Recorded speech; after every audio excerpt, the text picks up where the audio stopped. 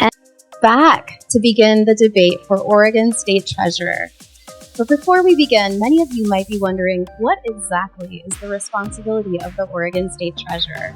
So let me help you out with a couple of highlights. The Oregon Treasurer is responsible for investment of state funds, oversees those investments, working to achieve the highest possible return, also to ensure that Oregon maintains the highest credit rating possible. The Oregon Treasurer also provides programs and services to help members of the public with financial literacy, as well as retirement planning and planning for college savings. The Oregon Treasurer also holds and manages unclaimed property to ensure that that property is returned to its rightful. The Oregon Treasurer is very busy and sits on many councils, committees, and commissions. Some of those include the Oregon Investment Council, the Oregon Short-Term Fund Board, the Public Employees Retirement System Board, and so much more. I hope that's helpful insight, and as you can see, this is a very important role for the state of Oregon. So let's meet our candidates. Our first is Senator Elizabeth Steiner, who earned her medical degree from the University of Massachusetts and has been a family physician for over 30 years. Senator Steiner has been a state senator for 12 years, representing District 17 while overseeing the Oregon state budget as co-chair of Ways and Means. Senator Steiner has dedicated her time in the Senate to making Oregon the healthiest state in the nation. Welcome, Senator Steiner. Thank you. Our next candidate is Mr. Jeff Gudman, who earned an MBA in Finance and Management from the Wharton School of Business. Mr. Goodman has worked as a financial analyst for Hister Company and treasurer for several subsidiaries of Northwest Natural Gas. He is the past treasurer of the Legacy Emmanuel Foundation and USA Olympic Swimming. Mr. Goodman has completed 2 terms on the Lake Oswego City Council and has held leadership positions in several civic and philanthropic organizations. Welcome, Mr. Goodman. Thank you. Now, I would like to introduce tonight's moderator for the debate, George Carrillo. George is a Marine Corps disabled veteran and former sheriff deputy. George is a former executive in state government and currently is chief executive officer of a national organization. Welcome, George, and over to you. Thank you so much. Good evening, everybody. We're coming to you from Portland, Oregon. I'm George Carrillo of Oregon Legacy, and I welcome you to tonight's debate between 2 candidates vying for the Democratic nomination for state treasurer in this year's primary election. Good evening to both of you, and thank you for being here. Tonight, I hope to have a meaningful and informative debate. Now, I would like to go over the rules of the debate. The rules of the debate are tonight as follows. I will rotate questions that cover major topics, including some questions that viewers sent in. Each candidate will have 2 minutes to answer without interruption. Each candidate will have the opportunity for 3 rebuttals throughout the debate. The opposing candidate will be given 1 minute for counterpoints to the response of the first speaker. After the first rebuttal, the original responding candidate will have an additional 1 minute to offer further clarity on their initial answer or to rebut the points made by the opposing candidate. Candidates will be given 1 warning if they interrupt during their opponent's response. Should this occur again, their microphones will be muted. Okay, the first question goes to you, Jeff. What is the minimum qualifications of a state treasurer, and do you believe you are better qualified than your opponent? The short answer is yes. Otherwise, I would not be a candidate. The qualification should include experience in investment management. As the Oregonian endorsement of my candidacy noted, the management and the oversight and the governance of the over $100 billion of investable assets is the most important element of the state treasurer's position. That's not to say that there aren't other elements that are involved with the state treasurer, but that part of it is the most. I believe I'm better qualified because I bring 45 plus years of experience in investment and budgetary management. I can assure you that as in any profession, whether it's a lawyer, a doctor, electrician, plumber, bricklayer, you get better in your profession over time. Decades of experience matter. As an investor, as involved with governance of oversight of different boards, I've gotten better each decade that I've been doing this. And I believe that over the next decade, I'll do even better. So I think the qualification should include, at a minimum, decades of experience in investment and budgetary management, and is one of the reasons why the Oregonian chose to endorse me as the person best able to navigate what they believe will be difficult times coming forward with respect to meeting the obligations of the state with respect to the PERS retirement system. There are many voters in this state who are concerned with the lack of transparency. If you are voted the next treasurer, how will you provide transparency and ensure accountability? So transparency is critically important. And as somebody who served in the state legislature for well over 12 years now, I've had experience in improving transparency in the public policy arena for quite some time. It is critically important that we go out into the community to understand better what people want. We can't be making decisions about how to improve transparency until we really understand what Oregonians want and need and how they want that information presented. As treasurer, I will go out into the community and I will have focus groups to help educate me and my team about what Oregonians want for transparency. And then we'll be looking at revamping the information that we offer to ensure that there are multiple levels. For the people who really want to dive in, we'll make sure that's available. And for the people who want to have an overview, we'll make sure that's available. That being said, it's important to remember that there are some things that we are legally required not to disclose, but we'll be very transparent about what those are and why we can't disclose them. So it's really about understanding what Oregonians want, and in particular, making sure we do so in a culturally responsive way. What people in one community want may be very different from people in a different community want, and that's something we have to understand before we can revamp our transparency standards in ways that will actually be useful to Oregonians. Thank you, Senator. Let's move on to the next question. Jeff, the state treasurer does not have the authority to create and implement a statewide baby bond program or a publicly funded trust account, yet it is one of your top priority. What's your plan? How do you get this passed through the legislature, and how much does it cost? And specifically, how do you finance it? It's a great question. It is a key element of my plan, and I encourage each person watching this evening or in subsequent times when you have the opportunity to watch, .org. At the website, I provide additional detail about what that program would involve, along with other programs. The Baby Bond Program is a program to help those who are not necessarily going to have the opportunity to get ahead, to address equity challenges that we've had. I believe it will be designed around those who are most in need. If you're somebody, say, for example, who is a Phil Knight, for example, he or his family or his grandchildren are not worried about their next meal or going on to college or getting additional education. This program would give the opportunity for people, when they're born in this state, to have dollars deposited in an account in their name so that when they turn 18, they'll have this money available to them to use as they see fit, whether it's to go to school, whether it's to help start a small business, but to help them give advantage to those that they don't necessarily have. It's applying the equity lens to that issue, which needs to be done to help all Oregonians prosper. Now, to get it through the legislature, I think the perfect example of that would be having me elected as treasurer and Senator Steiner continuing as the co-chair of Ways and Means. That way we get the best of both worlds, the legislative experience that Senator Steiner has and the ideas of outside the box that I've brought forward to do so. Is it going to cost? That will depend something. It will have to be worked through to see the specifics of exactly how many will qualify, what level will be provided for each of them. So while I can't give a definitive number, that's one of the items that we work through as we determine who would be eligible for it. But the focus has to be on those who need it the most. How do we finance it? There's a number of ways that could be done. There's an opportunity to do it in the ongoing discussion of the battle over general funds. And as any person involved with budgeting knows, there is never enough money for all the budgetary requests. So you have it weigh against all the other priorities and you make the case for it. Well, thank you, Jeff. I apologize. I have to cut you off there. Your time is up. Senator Steiner, I believe you would like to rebut, and that this is your first of three. Well, I'd actually like to clarify or augment. So I also am supportive of a baby bond program. And what I would say is a few things. First, I'm actually already in conversations with the treasurer in Maine that does this statewide and with the comptroller in the city of New York that does this for the entire city about how they've structured it. So I already have a pretty clear sense of some of the ways we can do this, and I'm in the process of reaching out to other jurisdictions that have done it. I'm also already in conversations with various philanthropic organizations that are very interested in funding it. In both Maine and the city of New York, the baby bond programs are funded with philanthropic dollars as opposed to taking away general fund from critically important programs that Oregonians depend on, like K-12 education or healthcare.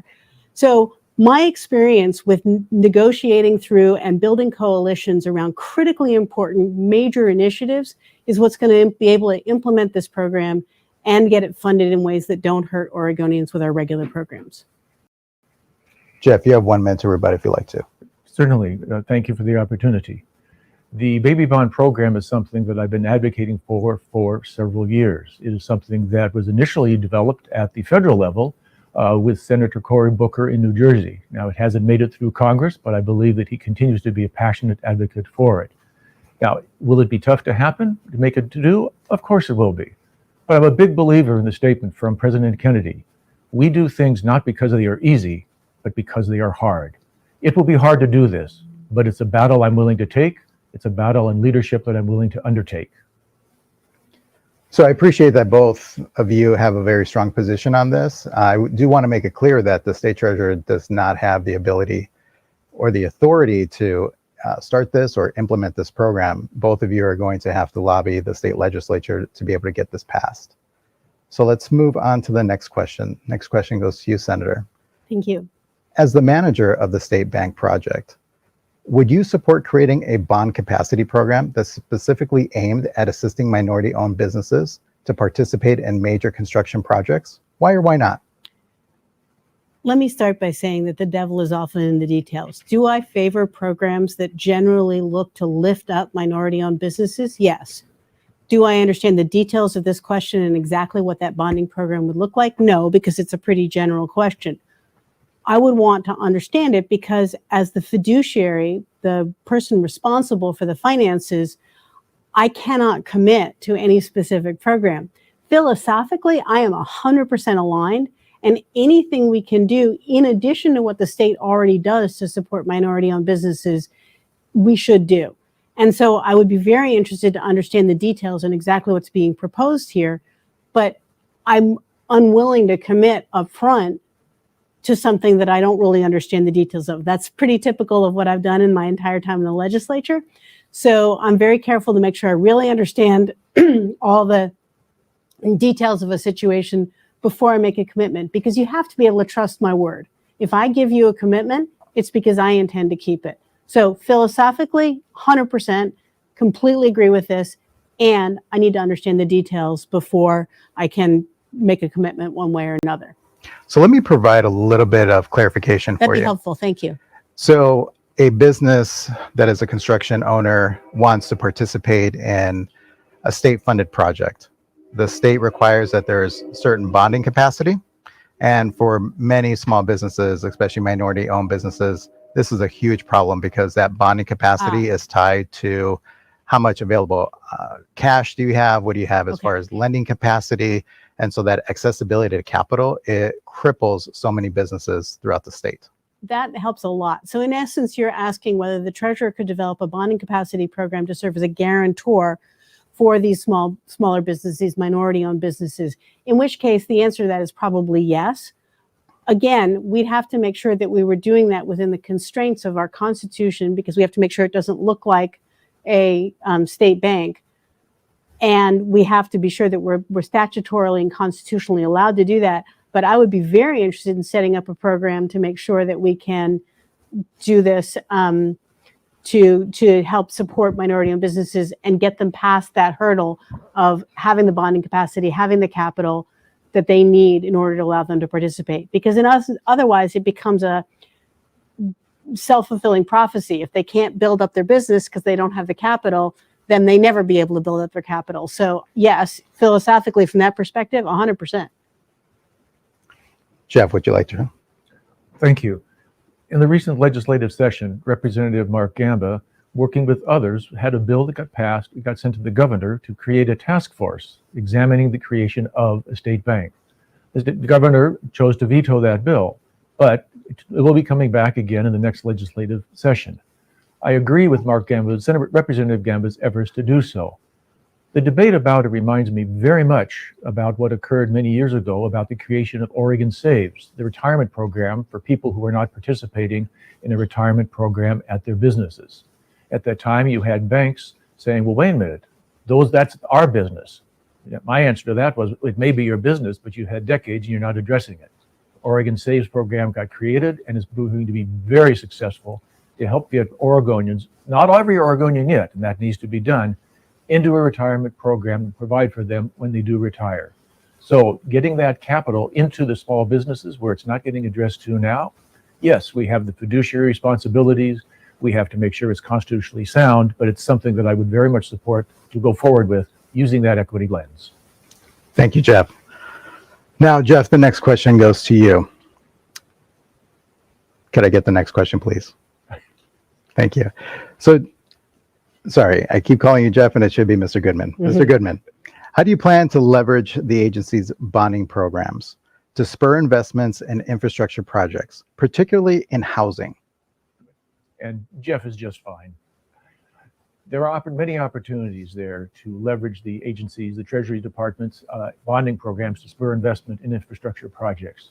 Number one, each year, every 2 years prior to the meeting of the legislature, the Treasurer's Office issues a letter indicating how much bonding capacity the state has for allocation to put for capital projects. Right now is simply a letter saying, here are the maximum number of dollars you can bond, go forth and decide what you're going to do. As your next treasurer, I would want to have that list of the dollars identified for how much bonding capacity provided, but also provide a list of here's where we think, based upon the best analysis we have, where those dollars ought to go. Now that's operating with an existing bonding capacity. That's one recommendation. Another opportunity that we have is the potential use of kicker dollars, which can then be used for bonding capacity or for outright use in infrastructure projects. That can be done, again, by working with the legislature, making sure that you protect the people who need that kicker. You don't want to harm those because many people rely on that kicker. But some of the kicker money ought to be able to go through by working with the legislature to provide for infrastructure projects, particularly in housing. There are no limits on that. Again, is that going to be a tough hill to climb? It is. But as your treasurer, I have the bully pulpit. I'll use it as a leadership position and work very hard to make it happen and overcome the supermajority requirement, because it's a kind of program that will benefit all Oregonians, not just simply the chosen few. So, Jeff, I wanted to ask you a follow-up question to that. So when we think about all of the housing needs that we have right now, can you name me one specific project that you looked into that you say, as state treasurer, I would love to fund this? One particular project that I've looked at. There is one in my hometown of Lake Oswego, where I've lived for decades now, and where I've also been in Oregon all of my life. There's a couple of projects for low-income housing that are going in. It's been pulled together by using funding from a variety of sources to do so, both public and private. It's been enormously difficult to pull that together because of having to go with multiple sources of funding. If there's an opportunity, that's one project where if there'd been one source to be able to go to, rather than having to go to multiple sources to try and pull the financing together, it would have meant the project could have started so much sooner to help address the housing crisis that we do need to address. Senator, I'd like to come back to you. Sure. What about for you? Is there any specific projects that you've been looking into? You know, I had a great conversation the other night with a developer in Eugene, and he was telling me, excuse me, about a really interesting model they're using in Eugene, where there's actually a land trust and people rent the homes that are on it, but they actually get an equity stake in that land. And they get it in a way that allows them to pay it back slowly. They get an investment up front that's paid by the land trust, and then they pay it back slowly with their rent. But when they leave or when they want to move on, they can sell that to the next owner, and they actually get that with a premium. So it allows them to build wealth through a very small investment over time with their rent. And models like that, where the state can subsidize the initial purchase of the land, which we can do with lift dollars and other forms of general obligation bonds, is really important, because what we want to do is help people build wealth. And land and real estate, owning your own home or having an equity stake in land, is one of the best ways to help families build wealth and move into the middle class. So I'm very interested in innovative models like this that allow people to not be renters forever, but start to build wealth that will eventually allow them to become homeowners. Thank you, Senator. Now the next question goes back to you. Sure. Senator, so one question. There you go. How do you decide, how do the decisions made by the Oregon Treasurer affect the overall health of Oregonians? I feel like this is a little bit of a softball for me, but I'll tell you this. I've been a family physician for well over 30 years, and I can tell you that financial insecurity is the leading cause of poor physical and emotional health. And I've seen it time and time again in my practice. So what I would say is this: making sure that our pension fund is as strong and robust as possible, making sure that as many Oregon kids have 529 or what are currently called college savings plans, but in fact can be used for almost any kind of post-secondary, post-high school education, so that they can go on to get an education that helps them get a family wage job, making sure that people save for retirement through a variety of mechanisms, and making sure that people have the financial literacy education that they need to empower them to take control of their and their families and their children's financial future will totally transform the health of Oregonians by reducing financial insecurity and helping more Oregonians through a variety of savings programs and through education move solidly into the middle class and overcome generations of financial insecurity that lead to really poor physical and emotional health. So as treasurer, I am committed to partnering with unions, with parent-teacher associations, with communities of faith, with community-based organizations to deliver culturally specific financial literacy education for every Oregonian who wants it, and helping them find ways to save that are congruent with where they are right now, and empowering them to do that so that they can take control of their financial future and they are not dependent on safety net programs. We always have to have them for when people need them, but we know that most people want to be financially independent and not dependent on safety net programs, and we want to help them do that, and that's something the treasurer can do. Jeff, I have a question for you in relation to this. You are a private investor. How many low-income families have you served? Well, as has been noted, there's the question of how do you define low income? Can you give me an estimate of where you'd sort of draw that line? So I would say people that live below the federal poverty line. Okay. And how have I been involved with housing programs for low income people? Well, not housing, but how have you helped them as a financial advisor? Mm-hmm. How have you helped them get out from being in poverty? Certainly. One of the examples is where I've been serving on the board as the treasurer at the Clackamas Free Clinic, formerly known as Clackamas Volunteers in Medicine. It's a free clinic providing basic medical services to those in Clackamas County and outside Clackamas County as needed to help them get their medical health in order. Because if you're not healthy at all, you're not going to be able to stay at your job to have income. And I've served as the treasurer there for several years. We were very fortunate recently to be able to pull together funding to rebuild a brand new clinic, which just opened up earlier this year. And we've now been able to triple the number of people we're serving compared to where we were before. That's one example where I've committed my time, my resources, and dollars on my own part to help make that clinic happen, to help the health of Oregonians who need it. So, Senator, I want to give it back to you. Yeah. Would you like to rebut that? I would. And that won't count against you because I'm asking Thanks, you. I appreciate it. I guess I'm a little puzzled because I think what you asked Mr. Goodman was, how has he helped low-income people with investments and with financial security? And what I heard was an answer of him indirectly serving, and I appreciate his service, as a treasurer of an organization that provides healthcare, which feels like it's a slightly different answer. It's answering a different question. What I would say is that there's a very significant difference between being a private investor of your own and your family's money and being responsible for investments on the behalf of low-income Oregonians and public employees who depend on the state's pension fund for their financial security in retirement. And my experience of being supported by working people across the state, my experience of being a working Oregonian, and my experience of serving them as a physician means that I'm much better positioned to offer these kinds of interventions in ways that are respectful of where they come from. Jeff, you would like to respond to that? Please, thank you. A couple of different ways. I don't go around advertising this, and I haven't done it recently, but several years ago, I was involved with a group that was meeting with individuals, low-income individuals who were asking for help on financial advice, how to get their financial house in order. I would meet with them one-on-one, have continued conversations with they and whatever other family members they would want to have. This wasn't something I go around, as I said, advertising, but it's something I did working with individuals one-on-one who were in need of that help. Even just how to understand to open up a checking account, the process to go through it. And in a couple of cases, I went ahead and said, okay, I'll serve as a guarantor in this checking account for them because I believed in what they could do. And it turned out in both cases, in one of the cases, they were able to go ahead, get a small business started, and they're doing very well now. And through that business, they've been able to fund their kids going on to college.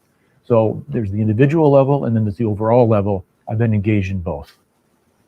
Thank you. Let's move on to the next question. And this goes back to you, Mr. Goodman. As the Oregon Treasurer, would you invest in initiatives that promote universal health care for all Oregonians? Why or why not? Thank you for the question. And I also want to thank you for these questions. Several of these questions are ones that neither Senator Steiner or I have seen before, so appreciate this opportunity. As Oregon Treasurer, would I invest in initiatives that promote universal health care for all Oregonians? One of the key people behind Healthcare for All Oregonians, an organization that is promoting universal health care for all Oregonians, is a gentleman by the name of Dr. Sam Metz, recently retired. He's somebody who's endorsed me because he believes I bring the skill set, the knowledge, and the commitment to go forward to benefit programs that help all Oregonians. Universal health care is a program that we need. It's going to be expensive. It's been tried in other states in the United States, and they've run into some difficulties on the funding, and they've had to scale back. But it is the direction that both we as a country and we as a state are going to go forward. So I would support and investing in initiatives that promote that, because I think overall, and again, the devil's going to be in the details. I agree with Senator Steiner on that proposition. How the details are worked out, but if you don't have everybody with good health care, they're not going to be good members of Oregon. They're not going to be able to provide for their families. They're not going to make it better for all Oregonians. Senator, I do have a question for you here. Sure. as a follow-up here. What is your position for universal health care? I'm assuming that you would be for it, but specifically, what would you look at as far as making it affordable and that the program stays around?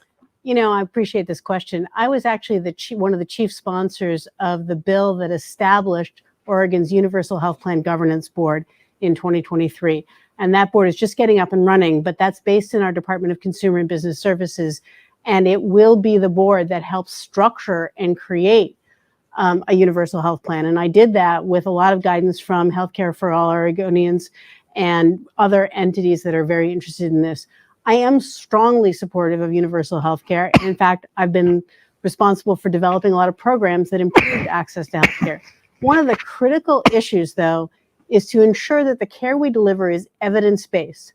I've been a strong proponent of evidence-based healthcare and evidence-based policy throughout my time as a physician and as a legislator. So I'm going to be looking hard at any proposed plan to ensure that we're following a model analogous to what we do with the Oregon Health Plan to make sure that the care we're delivering offers the best value to every Oregonian who's paying into it, whether that's employers who are paying in or individuals, by providing evidence-based care. Thank you, Senator. Excuse me. I have to cough. Excuse me. Okay. All right, let's move on to the next question. Next question is going to go to the Senator. What challenges does the Oregon Common School Fund currently face in meeting educational needs? Before I start, can I clarify? Because I want to make sure I answer the right question. Sure. The Common School Fund is a fund that gets proceeds from state lands, and then the proceeds from that, the revenue from that is what goes into the state school fund.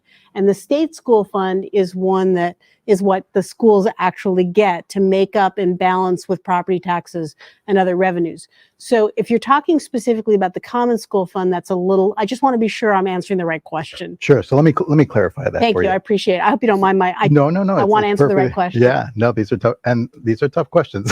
And so the the Oregon State, the Common School Fund, Yes. you're exactly right. It comes from everything that the treasurer is managing when it comes to all of the land that the state owns. Mhm. But what currently goes in it right now are millions of dollars, but that's still not meeting the needs of our schools. Our schools still face huge deficits right now. So let me ask this question a little bit differently. Okay. What investments, how will you take the land that Oregon has to actually make it more profitable to be able to better impact the schools? So let me ask it that way. Okay. That's a different question and it's complicated. And I would say this. One of the things the treasurer does that I don't think Angie mentioned is that the treasurer is one of three people, the three constitutional officers of the state, the treasurer, the secretary of state, and the governor, who sits on what's called the state Landboard. The state Landboard is responsible for making all those decisions about how to maximize the benefit of state lands for Oregonians. Now, the details here depends on how do you define maximize the benefit. You can make an argument, as to some extent you just suggested, that we need to maximize the economic benefit in order to put more money into the Common School Fund, which will in turn generate more revenue that goes back to the state school fund.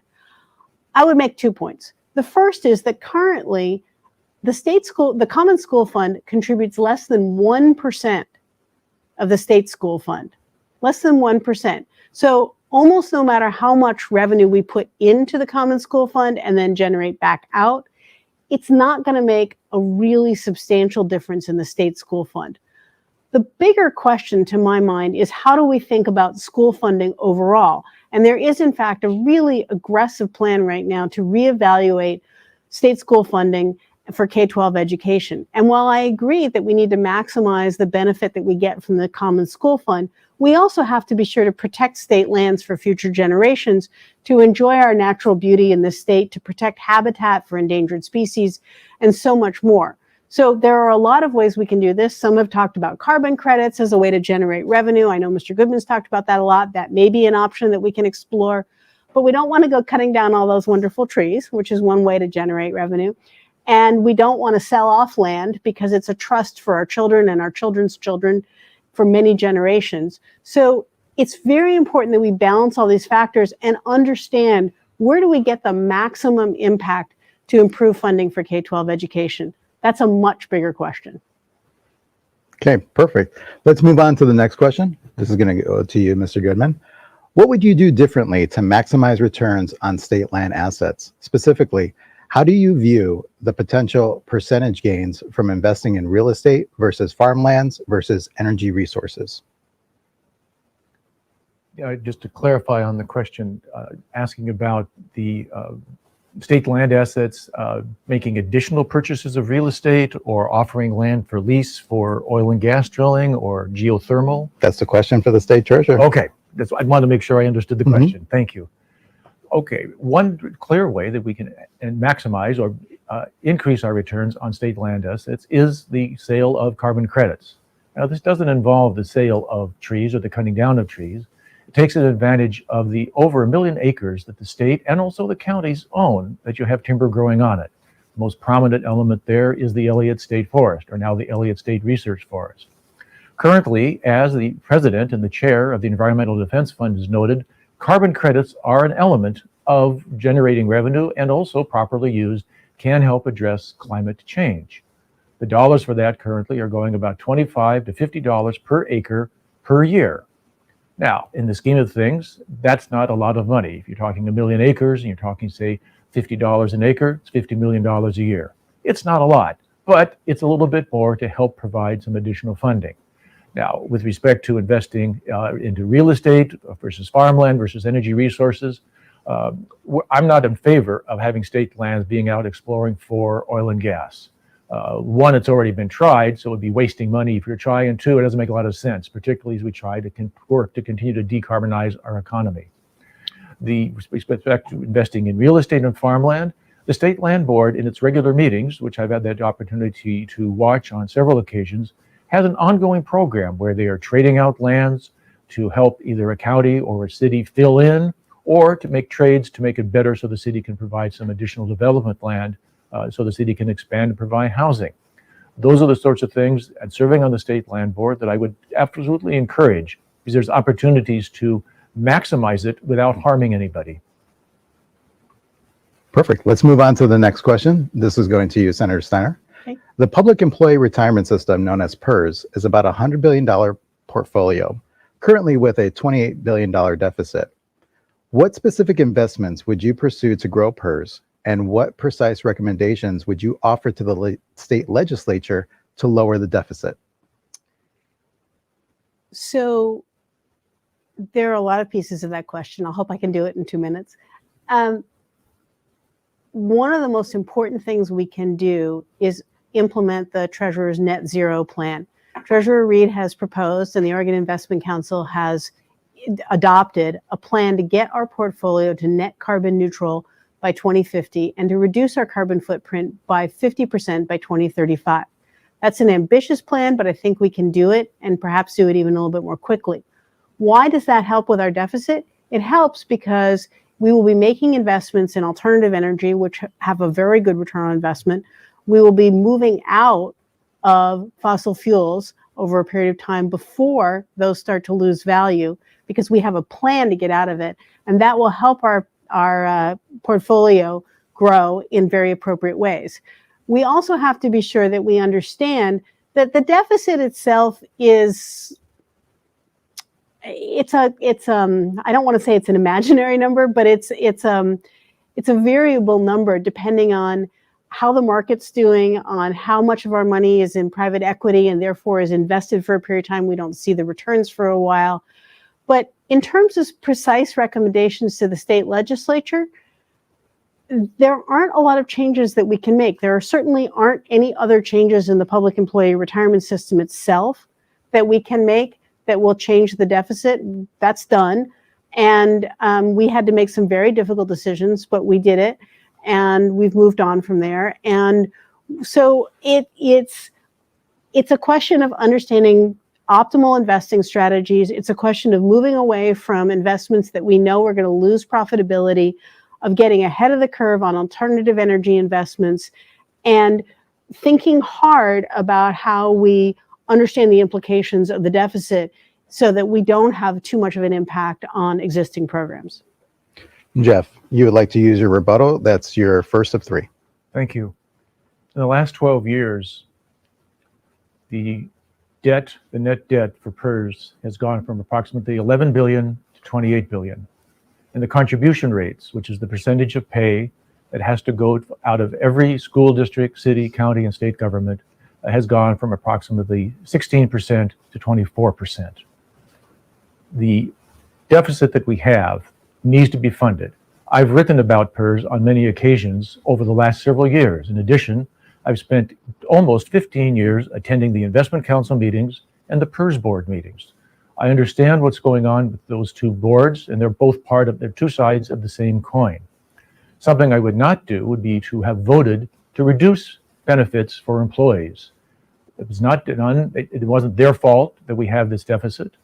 Yet the senator did vote to twice reduce the benefits, and it's being borne on the back of those people who aren't even responsible for the deficit that we have. So in one of those times, when the state Supreme Court ruled on the cutting of the benefits, the state Supreme Court said, no, you need to return these billions of dollars. I've advocated for begin a program of putting an initial $100 million a year out of the general fund, or potentially out of kicker dollars, to help offset that.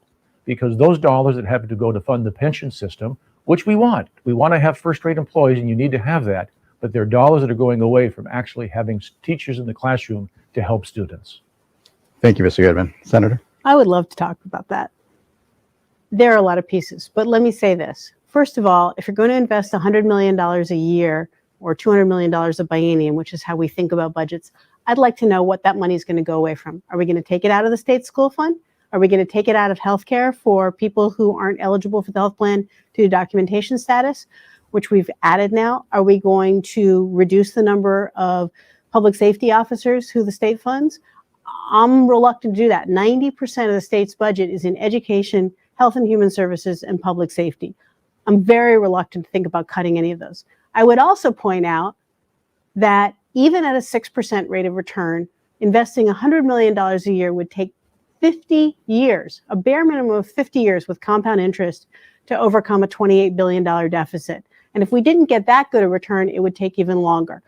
Much of this problem relates to the fact this was anticipated, and we know about it because of the age of retirement and the fact that many of our tier 1 and now some tier 2 beneficiaries are retiring, which means that we are paying out more benefits than we were, and that is, by definition, making it harder to get returns. The last thing I would say is this. As a legislator, one of the things you learn very early is that you will often have to make some very hard decisions between two very good things. Yeah, I voted for those PERS bills, and I would do it again, not because I think there's anything else we could do, but because I was making a choice, in particular in 2019, about whether we were going to make those PERS adjustments and pass the Student Success Act, which added over $2 billion to the state school fund every biennium for school children, for early learning, for K-12 education. So yes, I made a tough decision. And just to be clear, I'm a tier 2 beneficiary too. I've been working for the state for the better part of 30 years. So I cut my own pension. And I think that was the right thing to do to protect our children. And that was why I made that decision. And I know that it's hard, but I think it was the right thing to do to ensure that we do more to provide better education for our children. So I want to ask a follow-up question to that. Sure. You've made some very difficult decisions in the legislature, but yet still the unions like SEIU continue to support you. Yes, they Why, do. why do you believe that? You know, I'm really honored by the union endorsements. And although I may not have a ton of investment experience, the people whose pensions are being invested trust me and have endorsed me, whether that's SEIU or AFSCME or the teachers or the classified employees in the schools. And they do that because they know I am on their side, that I am committed to doing everything I can to lift up working Oregonians. As I said, whether that's through financial literacy education, through helping them and their families save for their future and their children's future, through working in partnership with them on, for example, divesting from fossil fuels. SEIU is very committed to engaging on the divestment question and has been very active in that. And they know that I'm completely aligned with their values on this. Additionally, they know that I'm going to be very active in holding corporations responsible for their behavior in terms of how they treat their employees, in terms of their commitment to diversity, equity, inclusion, their social policies, their governance policies. And I absolutely am committed to using our power as a large institutional shareholder to hold corporations accountable for their choices and ensure that we're getting the maximum returns and we're not investing Oregon dollars in ways that are incongruent with Oregon values. So I think that's why the unions have supported me and continue to support me. Okay. The next question goes to you, Mr. Goodman. Oregon's invested billions of dollars into fossil fuel. However, Forbes recently published a report that says over the last 10 years, fossil fuel investments have underperformed in the broader stock market, while portfolios that have avoided investments in fossil fuels altogether showed superior returns. What specific alternative investments would you propose to expedite our transition to lower our carbon emitting investments while ensuring a higher rate of return? It's another great question. And it's an example of where you have to look at fulfilling the fiduciary responsibility that we have. Now, fiduciary responsibility sounds like a big word, but it simply means that our responsibility is to the PERS people who are part of PERS, to within the specific risks that have been identified, making investments to maximize those returns. Yes, the article that was published in Forbes did show that in the last 10 years that fossil fuel investments have underperformed in the broader stock market. And when you look at the results inside the PERS system that's overseen by the Oregon Investment Council, the dollars that have been invested, both in total and as a percentage of the total portfolio in PERS for oil and gas has gone down. There are two kinds of investing, and this is where an example of someone who's going to be able to come in with 45 plus years of investment experience, understanding the questions that need to be asked when you're dealing with the best money managers in the world, and also understand what the questions that need to be asked or aren't being stated by these money managers. That's something that comes from experience, which I bring to bear, which has been noted by both the Oregonian and other people who have endorsed me. It's that investment experience and knowing how to maximize the returns. I believe we can do better. I've said this on several occasions with respect to climate change. Number one, we need to continue to decarbonize. Number two, I endorse the plan that's been put forward by and adopted or presented by the Treasurer to the Oregon Investment Council. But we can do better. There is no question about it.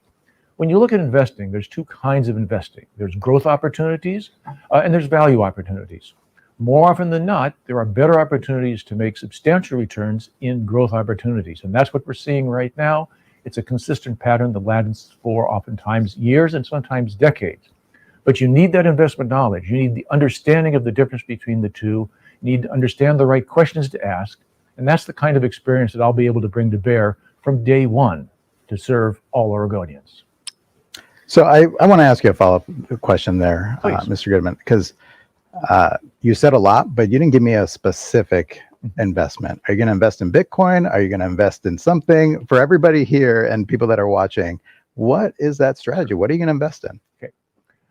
Number one, on the answer on Bitcoin, I'm only one of 5 votes on serving on the Investment Council. My personal opinion is the technology behind Bitcoin is fantastic, and it's going to help us in so many ways going forward in our economy and in Oregon and in our country. As an investment, I don't think it fits within our investment profile, at least certainly not at this point.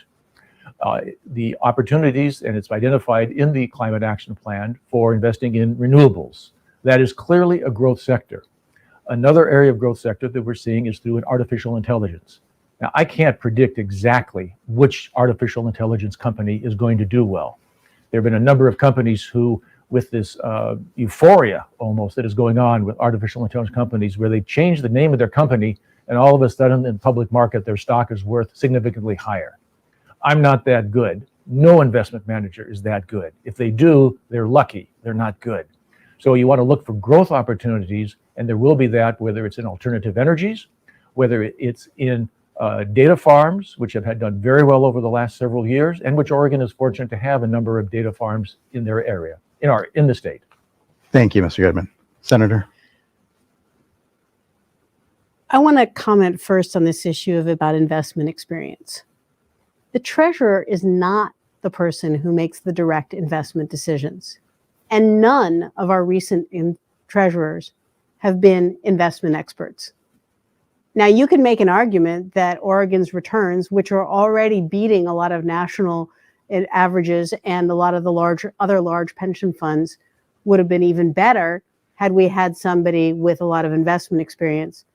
But I would argue that being the treasurer is exactly like being a family physician, in the sense that we have to know what we know and what we don't know, and who to talk to, and how to make sure that we're evaluating the expertise of the people we're working on. And that's something that I have decades of experience in. And as a CEO, which is essentially what the treasurer is, of multiple programs, that's going to be the kind of expertise that's critically important in understanding how that state agency works. Now, my minute's up, but if you want me to keep going on this, I will happily do that. Thank you, Senator. We'll continue forward with the questions. Okay. Okay, let's go to the next question. Okay, Senator, so this is back to you now. Great. With high interest rates affecting our economy and reduced lending by banks due to perceived risk, what specific initiatives will you enact to facilitate access to capital for nonprofit organizations? Well, that's a great question. The treasurer does not currently have the capacity to do direct lending.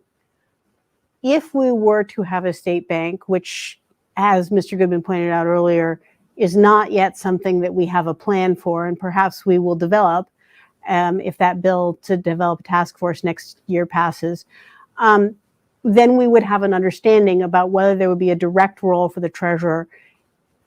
That being said, there is already a role for the treasurer, and it's something that I, as co-chair of Ways and Means and a member of the Capital Construction Committee in the legislature, have had the opportunity to do. We use some of the state's lottery bond capacity to support nonprofits as they try to develop new programs or new physical infrastructure to help grow their programs. And at a time when philanthropic dollars are more limited because of the points that you make in this question, it's very important that we take advantage of our capacity to either donate cash directly, which we do for asks that are under about $2 million, or offer lottery bond capacity as a match for funds that the organizations themselves raise. And that's something that we do on an ongoing basis. Now, in terms of operating capital, we don't currently do that because we want organizations to be self-sustaining or self-sustaining through philanthropic contributions in that regard. But we are very interested in supporting organizations that want to expand through their physical capacity and offering them the capital to do that through bonding or through cash, which is something that I've been engaged with for many years now in the legislature. Thank you, Senator. Mr. Goodman, you would like to rebut, and this is your second of three. Thank you. There's two elements here. Number one is something I spoke about earlier. When the state, in the 2-year budget cycle, through the Treasurer's Office, issues the amount of debt capacity the state has for the upcoming legislative session, I believe that the Treasurer should do more than just simply say, here's how much money you have. There's an opportunity to provide a specific list of projects. Now, the legislature can make changes to that list, but the Treasurer can initiate the discussion on that list. Number two is the question, and this is one where you have reverberations going through, and this is where decades of investment experience matter. I happen to believe that the next move on interest rates is not going to be either stable or down, it is going to go up. And you have to ask yourself the questions, what does that mean for the investment returns we're going to have? Because how the investment returns happen have reverberations all through the state budget in terms of contributions that have to be made for the retirement system, how much can be used for the money that you have. These are the kinds of questions that somebody with investment experience understands and has been thinking about for decades. That's why I'm asking to serve as Oregon's next treasurer. The follow-on question of that is, what happens if, and this is a very big picture question, if the dollar is no longer the dominant currency in the world? How does that impact our investment strategy? Now, these are very wonky technical questions, but it's important that you have someone as treasurer who has been thinking about these questions, can ask the follow-on questions to make sure you're providing the answers to that in the discussions and make sure it is always benefiting everyday Oregonians, because that's who we're here to serve. Perfect. Thank you. If I could, Yes, I would please. just add, while I respect the perspective that Mr. Goodman has about the treasurer offering advice to the legislature about how to invest it, the treasurer doesn't have access to any of the information about the projects that are being proposed, except what's contained in the governor's recommended budget. The remainder of the projects, especially ones that come from nonprofit organizations, those requests are submitted directly to the legislature, and that's how the legislature makes the decision. We have documentation that we get from these programs about what they're proposing, about what kinds of fundraising they've done, how they're matching it. And so I suppose the treasurer could offer some broad strokes recommendations, but any specifics, there wouldn't be the information available to do that. And so it's really important to understand what the treasurer actually has access to and what the treasurer's statutory and constitutional authority is in this regard and what's reserved for the legislature. Thank you, Senator. Let's move on to the next question. And I apologize for all the train noise that we're hearing here. We're in downtown Portland. And also, too, I'd like to remind the candidates to please stay within your time. I will cut you off if you go too far over your allotted time. So this question goes to you, Mr. Goodman. How much has your campaign spent or allocated on efforts to reach out to the Latino community and inform them about your campaign? Thank you for the question. My campaign is operating and has operated on a shoestring budget. So in terms of dollars, it has not been a lot. With respect to the resources and the time effort that I put into it, over the last several years, I've been attending Latino meetings throughout the state. I've been able to have conversations with Latino business leaders, community leaders, and an example of that is where Hector Hinojosa, a well-respected member in the Latino community, has chosen to endorse me as our next treasurer. And indeed, tomorrow at lunch, I'll be over at the Convention Center where the Latino Chamber, or the Hispanic Chamber of Commerce, is going to be honoring students who have done well academically and will use that going on for their additional education. These are the kinds of activities that I've been involved in. Have the dollars been significant? No, they have not. Have the resources that I've invested on my own personal time to do it? Yes. Another referred to that earlier where I was talking about my service on the Clackamas Free Clinic. Been there, we're helping. So its allocation of time has been substantial. The allocation of dollars, the campaign has been operating on a shoestring budget, so the total dollars that have gone to it have not been very much at all. Indeed, I would describe them as modest. So I have a follow-up question for you on that. Please. How much money has your campaign raised? In total, we have commitments and expenditures. This will end up being over the course of the campaign of about $250,000. And you're saying that you haven't spent any money on the Latino community? I don't know the specific number on that, but a significant. It is not a large dollar amount, but it is, as I said, it's expensive to run a statewide campaign, so it hasn't been a lot of dollars. It's been some, but I don't have the specific number. But it is a modest number. Same question back to you, Senator, but you have 2 minutes. Thank you.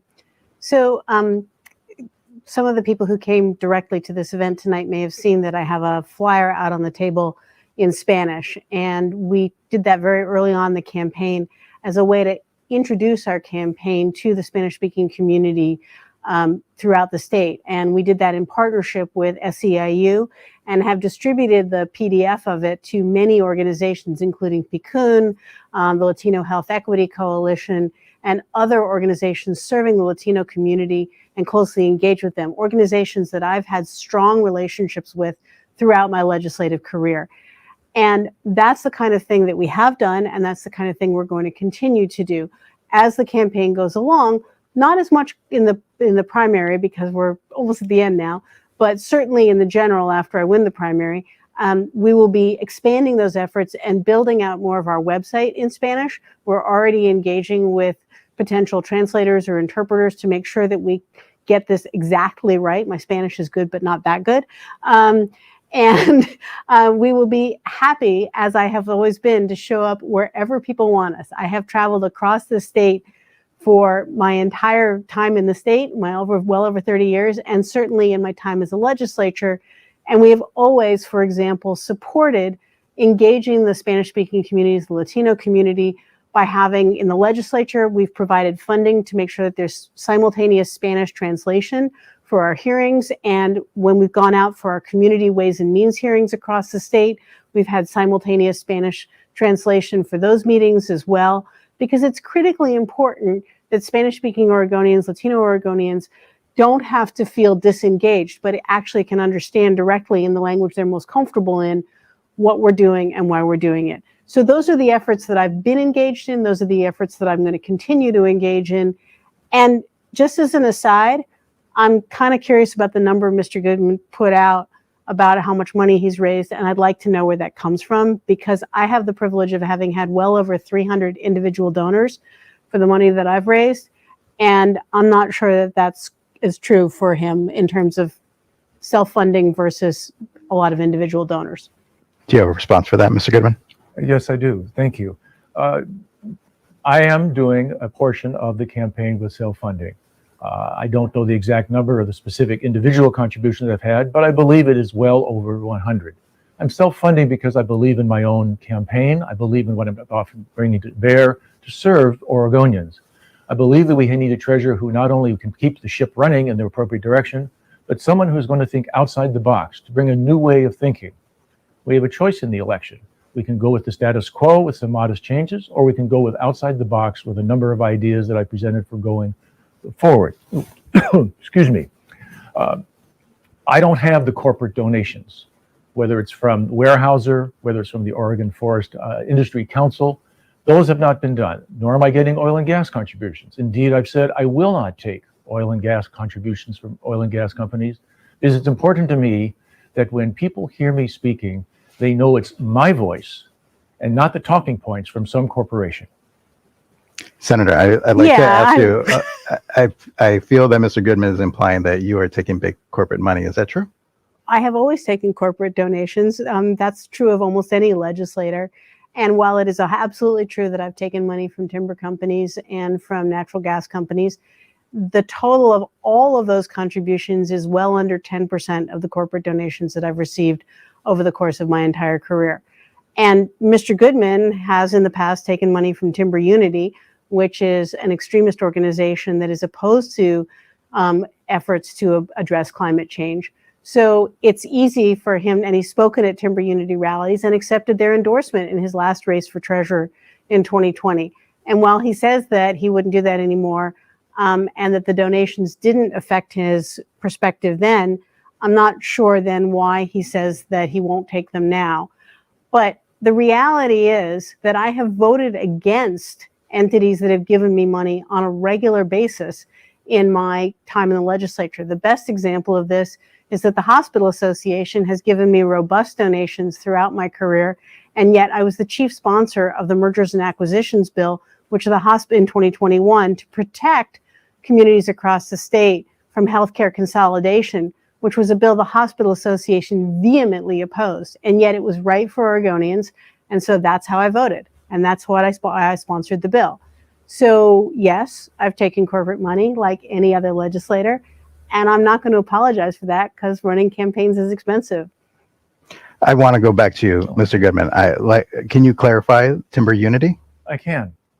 I was invited to speak to Timber Unity, and I accepted the invitation, as I've accepted invitations to speak for a variety of groups all over the state, indeed all of my life in terms of elected office.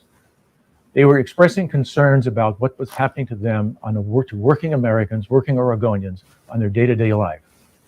At that rally in 2000, I spoke about transparency, I spoke about sustainability, and I spoke about the concerns that I had with the cap and trade bill that were impacting them and their lives. I encourage any person to go and take a look at that video.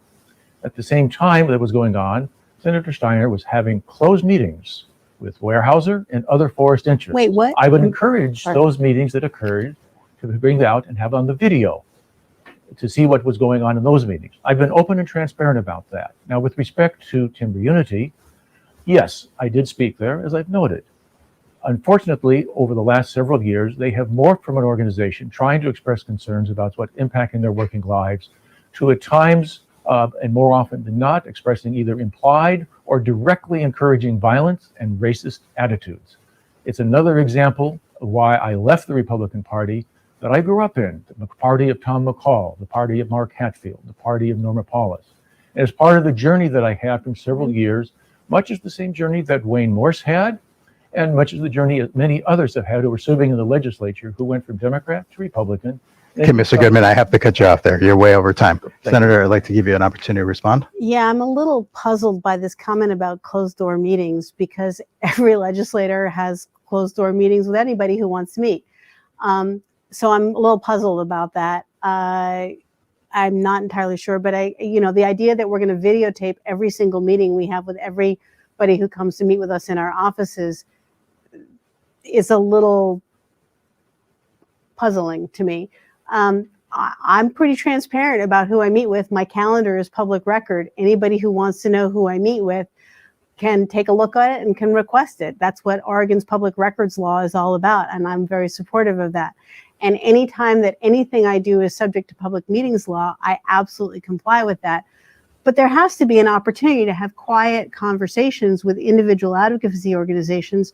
And I've always had an open door policy to anybody who wants to meet with me, even if I don't agree with them, whether I accept money from them or I don't accept money from them, because that's what Oregonians deserve. They deserve to know that the people, especially people like me, who are chairs of very powerful committees like the Budget Committee, are actively engaged and willing to listen. In terms of transparency, I would just also point out that in 2019 and 2020, when this cap and trade bill was under consideration, my colleague, Senator Betsy Johnson, who was the co-chair of Senate co-chair of Ways and Means, along with me, was vehemently opposing the cap and trade bill and actively engaged with Timber Unity as well, which was a cause of some conflict with us. So the idea that Timber Unity didn't have a voice is a little puzzling to me also. Would you speak with Timber Unity at one of their rallies? No, I would not. I would speak with them in a quiet meeting, as I did in 2019 and 2020 when they came into the building and requested a meeting. I had a quiet meeting with them just as I would with anybody else, but I would not speak with at a rally for them, because that implies a different kind of support than the respect of having a meeting with them in my office. So, Mr. Goodman, are you suggesting that the closed door meeting that the senators had before, that you will not have any if elected? One-on-one meetings, closed door, happen all the time. The senator is correct in identifying that. But in terms of closed door meeting with corporate interests, no. It's going to be open, and if necessary, I'll have it videotaped so all can see. I'm a believer in transparency. I've spoken about it. I've written about it. It's in my campaign, the Platform for Oregon's Financial Future. I get very concerned when you have corporate interests dealing with individuals and then having campaign contributions coming in either before or shortly thereafter. Now, I'm not suggesting that Senator Steiner said, you meet with me or I'm going to have a discussion and I'm asking for a donation. But as she noted, she's the co-chair of a very powerful committee. That can be intimidating for someone who wants to stay on the good side and where nothing is actually said, but it doesn't pass the smell test. So I'm going to keep on this conversation here a little bit. Senator, would you like to reply? I'm very uncomfortable with the implications of that. I would challenge anyone to find a legitimate case of my implying in any way, shape, or form that my vote or my support for something is dependent on financial contribution or an endorsement or anything else. As I said much earlier in our conversation tonight, I am a believer in evidence-based policy.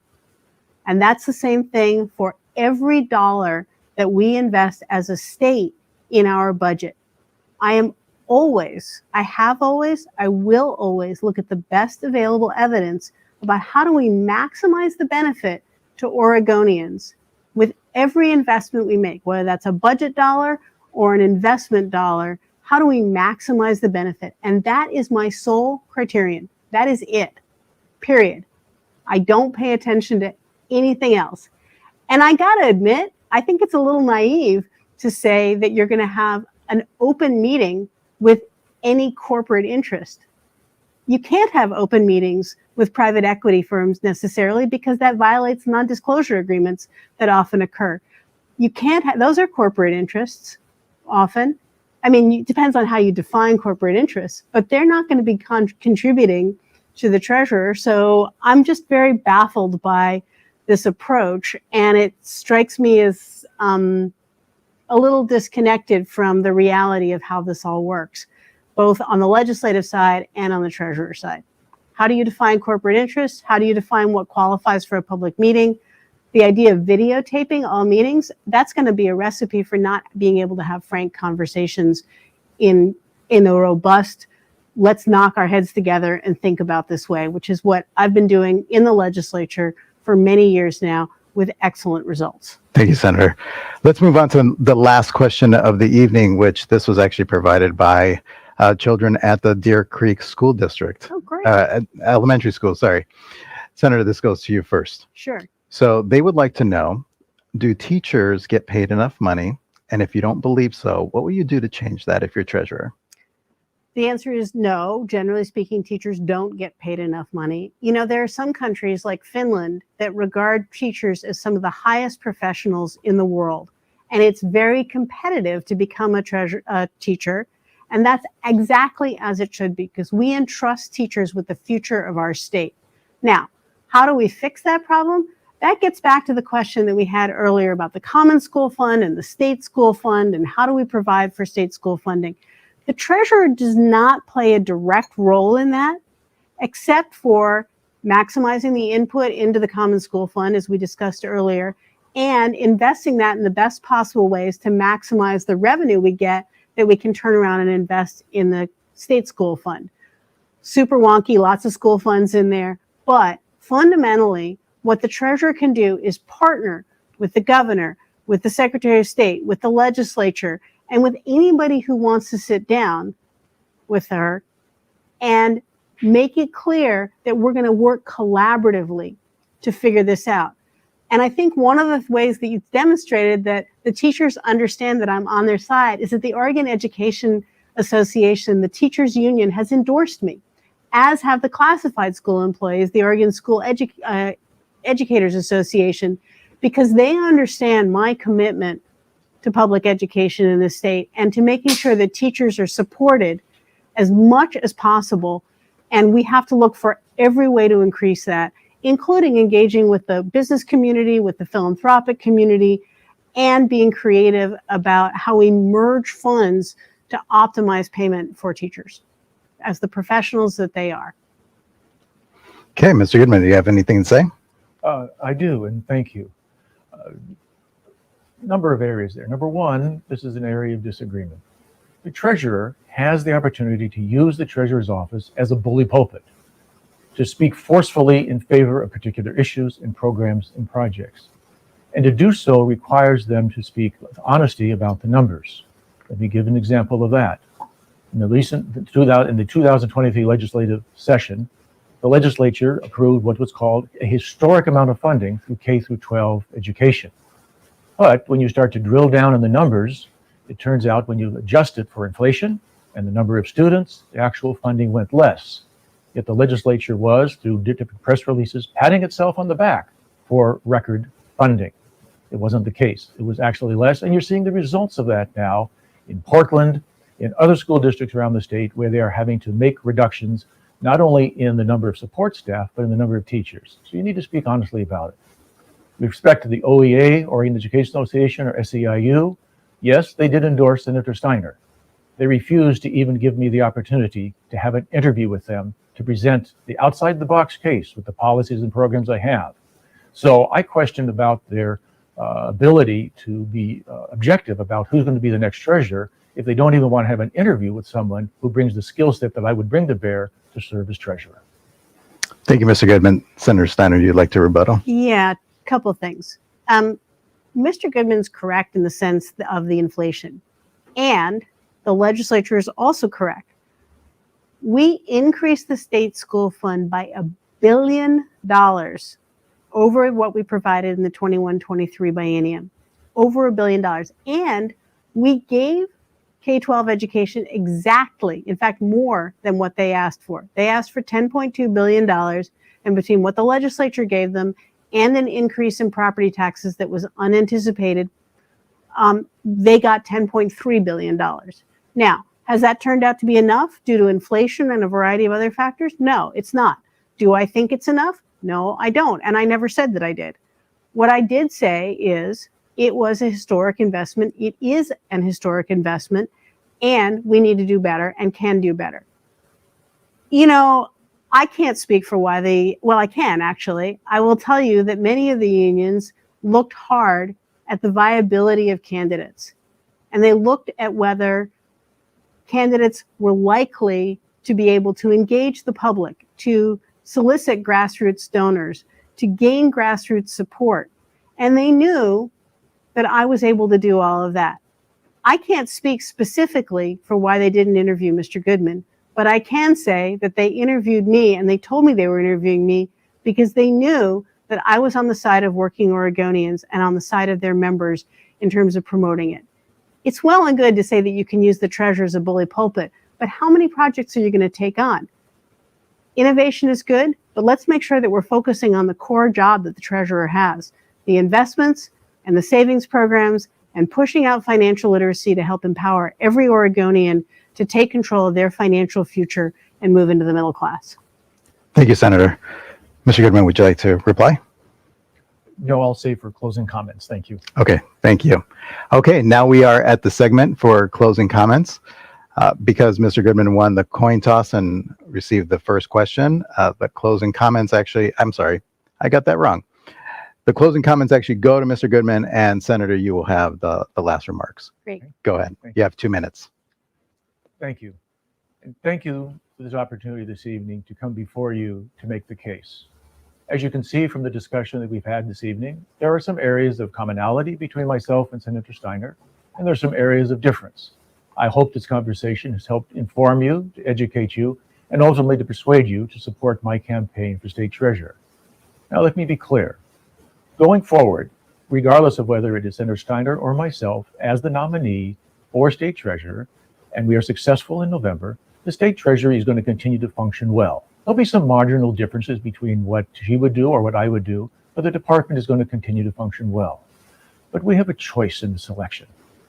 We can go with the status quo with some existing programs, make some marginal changes at the margin, or we can go with a bold, progressive vision that is realistic, that is doable, with an energetic individual willing to think outside the box. And I've laid it out repeatedly in my platform, again at www.jeffgoodman.org, and also in conversations, in mailers, in social media.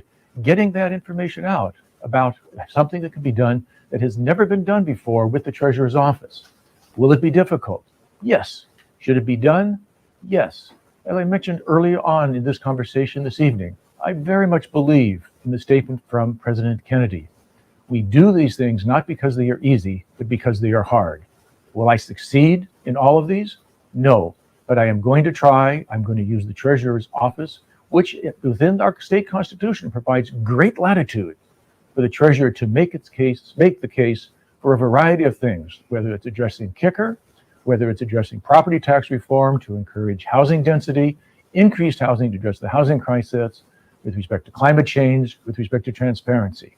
If you want someone who's going to be advocating for change, advocating on behalf of working Oregonians, everyday Oregonians, to make lives better for them, then I believe that you'll join me in this mission to become Oregon's next treasurer. Thank you, Mr. Goodman. Now, your closing remarks, Senator. Thank you. You know, the treasurer is a somewhat invisible position, and yet it has an impact on the life of people across the state in so many different ways.